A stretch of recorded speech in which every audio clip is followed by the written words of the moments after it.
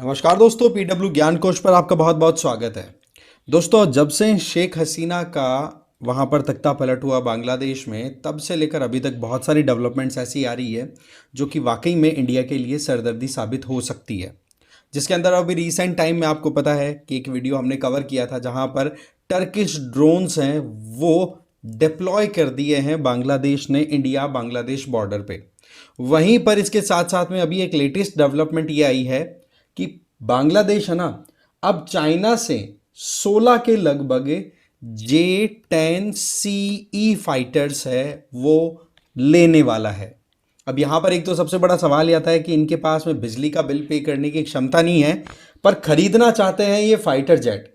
तो ऐसे में चाइना से ये खरीदारी जो हो रही है ना, ये वाकई में एक तो हमारे लिए कंसर्निंग तो है ही, बट इसके पीछे एक फैक्टर और ऐड होता है कि पाकिस्तान के अलावा बांग्लादेश हमारा दूसरा पड़ोसी देश है जो इस तरीके से चाइना से डिफेंस या आर्म्स को एक्वायर कर रहा है। अब ये डिफेंस के मामले में केवल फाइटर जेट्स ही नहीं, कई टैंकर्स भी एक्वायर किए हैं, कुछ हेलीकॉप्टर्स भी इन्होंने पहले से एक्वायर कर रखे हैं। तो ऐसे में मैं एक बात अगर कहूं तो 2013 से पहले जो फेज चल रहा था इंडिया बांग्लादेश रिलेशन का, शेख हसीना के प्राइम मिनिस्टर बनने से पहले या 2009 से पहले बोलो मोटा मोटा, वो जो फेज था एक रिवाइवल लेता हुआ दिखाई पड़ रहा है। जो 1971 में शेख मुजीबुर रहमान ने अपने दम पर अपने बंगाली कल्चर को आगे बढ़ाते हुए, अपने साथियों को साथ लेते हुए, बंगाली आइडेंटिटी को ध्यान रखते हुए ईस्ट पाकिस्तान को बांग्लादेश बनाया था, आज वो यू टर्न लेता हुआ दिखाई पड़ रहा है। कई ऐसे डेवलपमेंट्स हुए जिनके बारे में हमें पता होना चाहिए, क्योंकि अल्टीमेटली बांग्लादेश है ना, वो पहले ईस्ट पाकिस्तान रह चुका है। और मैं तो ये कहूंगा कि अब उसे ईस्ट पाकिस्तान बोलना शायद कोई गलत बात नहीं होगी, जब तक कि वहां पर कोई रिस्पॉन्सिबल लीडर ना आ जाए। क्योंकि जिस तरीके से वहां पर सड़कों पर टेररिस्ट ऑर्गेनाइजेशन डिक्लेयर किए हुए ग्रुप्स के लोग सड़कों पर उतर करके नारेबाजी कर रहे हैं, साथ ही वहां पर माइनॉरिटीज पर्टिकुलर हिंदूज के साथ में जो प्रॉब्लम क्रिएट कर रहे हैं, वो ईस्ट पाकिस्तान वाली ही कहीं ना कहीं एक रिवाइवल आप देख सकते हैं। तो अभी इंडिया के लिए बड़ी चिंता की बात यह है कि चाइना के पास में जो J-10C फाइटर्स हैं, ये बेसिकली 4.5 जनरेशन के एडवांस फाइटर जेट्स हैं, जो कि मोर और लेस राफेल है ना, उसके इक्वलेंट आप कंसीडर कर सकते हैं। या फिर जो चाइना का F-16 है उसके इक्वलेंट इसको कंसीडर किया जाता है। राफेल थोड़ा ज्यादा एडवांस्ड है ना, पर चाइना का यूएसए का जो F-16 है उसके बराबर कंसीडर किया जाता है। तो ये जो एग्रेसिव एक्वायर हो रहा है, एग्रेसिव जो परचेजिंग हो रही है बांग्लादेश की तरफ से, इसके लिए हमारे इसको जानना हमारे लिए बड़ा इंपॉर्टेंट हो जाता है। बट हम आगे बढ़े उससे पहले मैं आपको बता दूं कि पीडब्ल्यू ऑनली आईएएस की तरफ से यूपीएससी फाउंडेशन कोर्सेज रन कराए जा रहे हैं, जिसमें 2026 के एस्पिरेंट और 2025 के एस्पिरेंट्स के लिए उनके मीडियम के हिसाब से कोर्सेज रन कराए जा रहे हैं। 2026 वालों के लिए संकल्प है और टाइटन है, मीडियम आप देख सकते हैं। सिमिलरली प्रहार है और टाइटन है, ये मीडियम आप देख सकते हैं 2025 के लिए। रेट मात्र 8,000 रुपये। इसमें आपको आपकी पढ़ाई करवाई जाएगी, पहले टीचर्स प्रॉपर क्लासेस लेंगे जिससे कि आपके बेसिक कॉन्सेप्ट्स क्लियर हो, तो उसके लिए आपके लिए लाइव एंड रिकॉर्डेड क्लासेस आपको प्रोवाइड की जाएगी जीएस की। उसके साथ साथ में आपको सी सेट की क्लासेस भी दी जाएगी, जिससे कि प्रीलिम्स का तो पूरा आपका अच्छा तैयारी हो जाए। इसके अलावा आपको एमसीक्यूज की प्रैक्टिस के साथ साथ में मेंस आंसर राइटिंग भी दी जाएगी। इससे क्या होगा कि आपको एक सेल्फ कॉन्फिडेंस बूस्ट आपको करने का मौका मिलेगा, राइट। इसके अलावा ई बुक्स, दैट मीन्स आपको पीडीएफ कंटेंट भी दे दिया जाएगा, जिससे कि आप अपने कंटेंट को खुद से पढ़ सके, रिवाइज कर सके। एडमिशन बिल्कुल ओपन है, लिंक डिस्क्रिप्शन बॉक्स में दिया हुआ है। साथ ही साथ इस क्यूआर कोड को स्कैन करके आप टेलीग्राम चैनल ज्वाइन कर सकते हैं। मेरा नाम है रजनीकांत लाटा। ओके, तो आप इसको ज्वाइन कर लेंगे तो वहां पर जो भी वीडियोस ज्ञानकोश पर है ना, या फिर एक्सटेंडेड पर किसी भी हमारे चैनल पे मेरा कोई वीडियो जाएगा, तो एक तो वहां पर आपको क्विकली लिंक मिल जाएगा, प्लस साथ ही साथ अगर कोई इंपॉर्टेंट अपडेट है जो आपको देनी है वो मैं वहां पर दे पाऊंगा। इसके अलावा आप लोगों के लिए वहां पर एमसीक्यू प्रैक्टिसेस भी वहां पर करवाने की पूरी कोशिश की जाएगी। तो आप ऐसे में इस क्यूआर कोड को स्कैन करके टेलीग्राम चैनल पे फॉलो कर सकते हैं मुझे।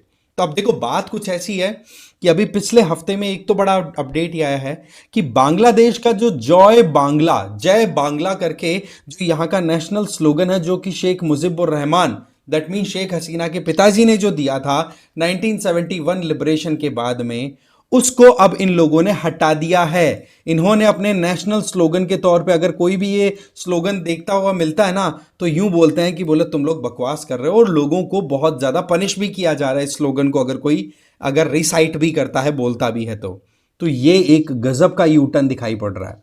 आज की बांग्लादेशी जनरेशन को शायद ये पिक्चर्स याद करने की जरूरत है कि कैसे पाकिस्तानी आर्मी ने एक ऑपरेशन सर्च लाइट जो था वो स्टार्ट किया था, जिसके चलते लाखों बंगालियों को मारा गया था। अभी तो इस्लाम के नाम पर बिरादरी का मामला चल रहा है, बट इस्लाम के ऊपर यहां पर मामला कल्चर का था।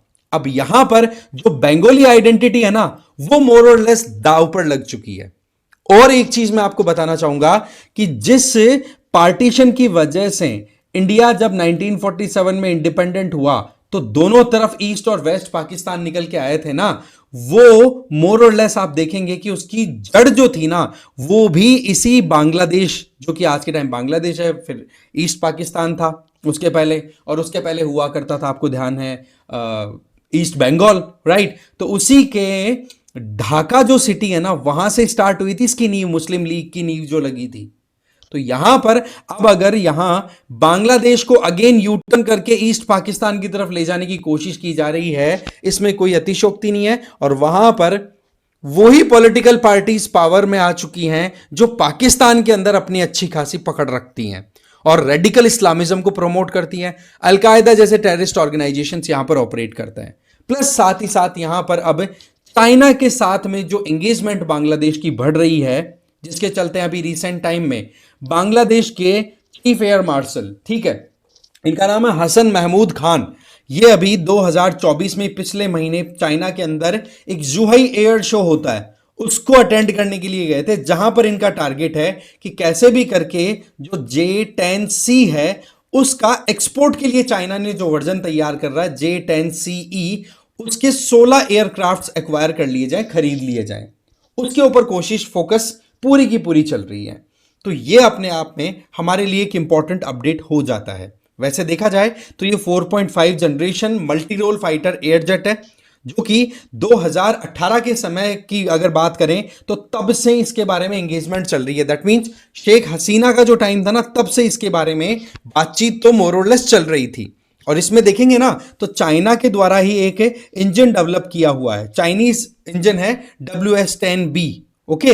और उसको आप कंपेयर कर सकते हैं यूएसए का जो फाइटर जेट है F-16, उसके लेवल तक। तो ये अपने आप में बांग्लादेश के पास में आज के समय पे आना, ये इंडिया के लिए बड़ी कंसर्निंग बात है, क्योंकि किस तरीके से वहां पर रूलिंग चल रही है वो किसी से छुपी हुई नहीं है। Stockholm International Peace Research Institute, that mean SIPRI के हिसाब से अगर देखें तो बांग्लादेश ने ये कोई पहली बार इस तरीके से चाइना से एंगेजमेंट नहीं की है। पहले भी 2006 और 2013 के साल में 16 F-7MG फाइटर्स ऑलरेडी एक्वायर किए हुए थे बांग्लादेश ने। इसके अलावा चाइना से ट्रेनर एयरक्राफ्ट भी एक्वायर किए हुए हैं, K8 जो उनका फाइटर है वो। इसके अलावा चाइनीज टैंक्स, वेसल्स, मिसाइल्स, ये सारी चीजें इन्होंने चाइना से उठाई हुई हैं। तो अब के टाइम पर ये डिफेंस सिस्टम इनके हाथ में लगना, इनका पुराना जो कहते हैं ना कि फाइटर जेट्स का पूरा फ्लीट है वो पुराना हो गया है। तो ऐसे में कुछ एक्सपर्ट्स ने कहा कि बांग्लादेश को अपग्रेड करना चाहिए, बट वो अपग्रेड किस समय हो रहा है ये बड़ी इंपॉर्टेंट बात है। इसके अलावा जब से शेख हसीना का तख्ता पलट हुआ है, तब से ये जो रिलेशनशिप अच्छी खासी चल रही थी बांग्लादेश इंडिया की, ये बिल्कुल डिरेल होती हुई दिखाई पड़ रही है।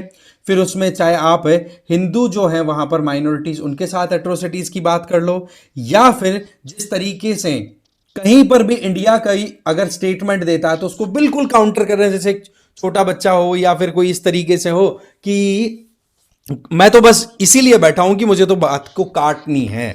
तो अभी जैसे 1971 का जो वॉर खत्म हुआ था, 16 दिसंबर का दिन जो विजय दिवस के तौर पे हम देखते हैं, आप क्या देखते हैं कि उस दिन हमारे प्राइम मिनिस्टर मोदी जी ने एक ट्वीट किया कि भाई किस तरीके से हमारे सोल्जर्स ने, हमारी आर्मी, एयरफोर्स, नेवी ने एक दमखम दिखाया था। तो ऐसे में बांग्लादेशी ऐसे उछल के आए जैसे कि पता नहीं उन लोगों को फ्री में मिल गई थी क्या, जो उनकी इंडिपेंडेंस से लिबरेशन है वो। बट अगेन किस लेवल पर हमारे रिलेशनशिप जा चुकी है इसको हम छुपा नहीं सकते कि आप समझिए कि प्राइम मिनिस्टर मोदी ने जो स्टेटमेंट दिया उसके ऊपर उन लोगों के इस तरीके जवाब आए कि India was just an ally, nothing more than that. ठीक है, तो ये चीजें बार बार साबित कर रही हैं कि यू टर्न ले चुका है भाई बांग्लादेश, और अब ईस्ट पाकिस्तान इसको बोला जाए शायद ज्यादा दिन की बात नहीं है, क्योंकि अभी रिसेंट टाइम में पाकिस्तान से भी एक बहुत बड़ा कंसाइनमेंट बांग्लादेश के अंदर आया। इवन बांग्लादेश के अंदर जो अभी पावर में चल रहा है ना, उन लोगों का ये कहना है कि पाकिस्तान से कुछ भी इंपोर्ट हम करते हैं तो उसको चेक करने की जरूरत नहीं है, सीधा आने दो। इसका मतलब यहां पर अब गजब की कॉन्स्पिरेसी चल रही है। पर यहां पर एक अच्छी बात यह है जो इंडिया के फेवर की हम कंसिडर कर सकते हैं, कि जो ये म्यांमार से बॉर्डर शेयर होती है ना नाफ रिवर के थ्रू, यहां पर जो है वो अराकान आर्मी जो कि बुद्धिस्ट आर्मी है ना, उसने खलबली मचा रखी है, और बताया जा रहा है कि बहुत सारी जमीन जो है वो उस अराकान आर्मी ने कैप्चर भी कर ली है। तो रोहिंग्यास के लिए यहां पर चिंता है, वो मैंने ऑलरेडी आपको बता दी थी। अब बांग्लादेश इंडिया रिलेशन की बात करें तो हमारे रिलेशन की क्या हाल हो रही है जब से मोहम्मद यूनिस, बोला जाता है कि भाई मोहम्मद यूनुस जो है नोबेल लॉरियट, भाई नोबेल लॉरियट होकर के कठपुतली कैसे बन गया समझ में नहीं आ रहा। क्या इंडिपेंडेंट स्टैंड लेने का कोई क्षमता ही नहीं है क्या इस इंडिविजुअल के पास में? खैर कोई नहीं, साइडलाइन लगा दिया गया है इसको भी। अब मोर और लेस वहां पर इस्लामिक रेडिकल एलिमेंट्स है ना, वो अपने देश को रन करा रहे हैं, और ये साफ साफ दिखाई पड़ रहा है। अब आपको इस क्वेश्चन का आंसर देना है कमेंट बॉक्स में कि भाई इंडिया के जितने भी स्टेट्स बांग्लादेश के साथ शेयर करते हैं अपनी बॉर्डर, तो आप बताइए कि इनमें से किसकी बॉर्डर सबसे छोटी है, और साथ ही साथ इस पूरे मुद्दे पर आपकी क्या राय है, इंडिया को क्या एक्शंस लेने चाहिए, कमेंट बॉक्स में आप जरूर दें अपनी राय को। Thank you very much for watching this video.